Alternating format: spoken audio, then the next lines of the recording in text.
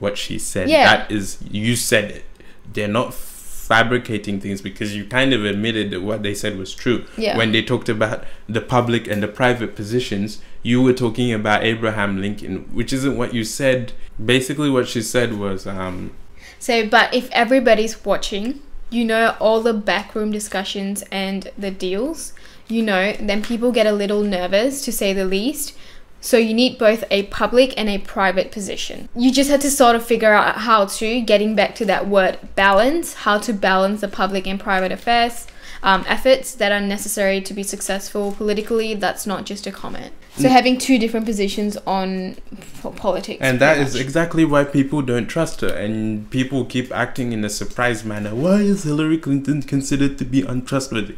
It is because of things like this. When people see this, they don't want to trust you, because they feel like, oh, you say these things, and then when you get into office, oh, yeah, my change buddy's it up to over the it. private. Or... And exactly. So basically within these emails, it confirmed, and these speeches, it confirmed everything that has been feared, that has been believed about Hillary Clinton. And WikiLeaks seems to be going ham. I think another one dropped earlier today, or was it yesterday? I think that was part 6.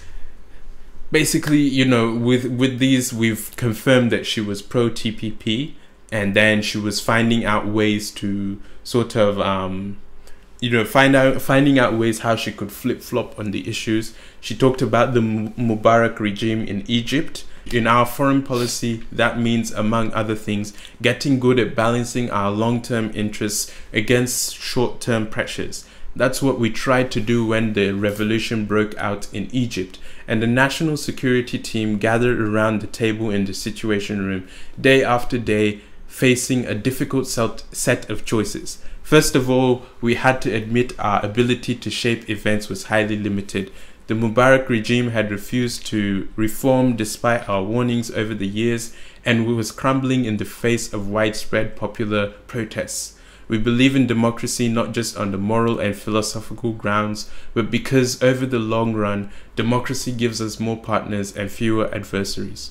Mubarak has been an ally of the United States for many years. We have important interests in the region, in addition to democracy and blah, blah, blah, and what have you. She goes on further to talk about how the Qataris, the Emiratis and the Saudi Arabians were uneasy following the election victory of the Muslim Brotherhood, because they viewed them to be very extremist.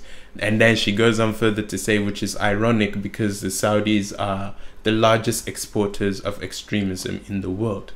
Interesting, considering that she is very cozy with the royals of the Saudi Arabia, and America sells a lot of weapons to Saudi Arabia. In fact, the night of the debate, or the night before the debate, Saudi Arabia had bombed various places in Yemen and had killed hundreds of people using American weapons. So these kind of things are worrisome. These are the things that should get coverage as well.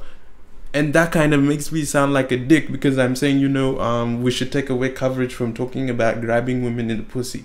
That's terrible, but so is this. Pay for play, you know, saying one thing to the public and saying another thing behind closed doors. There's reports that in the latest WikiLeaks, Qatari government, I believe, had wanted to give Bill Clinton $1 million for his birthday, and was trying to find out how they would invest money in places like Haiti. That's pay for play. Oh, we'll give you this money, and then you can advise us what we're going to do here. Many of these things have come out through the emails, and I'll be putting various aspects as, you know, as slideshows. Even again, going on, she was telling the donors should be able to tell candidates what to do when they give them money.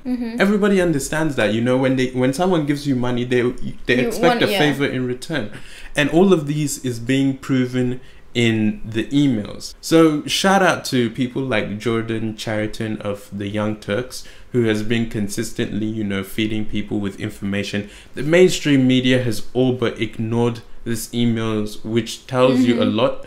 You know, again, Time Warner, which owns, I believe, CNN, and Time Warner owns CNN, and I forgot the company which owns MSNBC, but these are large donors to Hillary Clinton. So obviously they're not going to want to put too much light on this because she's their candidate. So again, this shows you the kind of system that the American political system is, and why people need to go out and look for this information, and why people need to provide this information.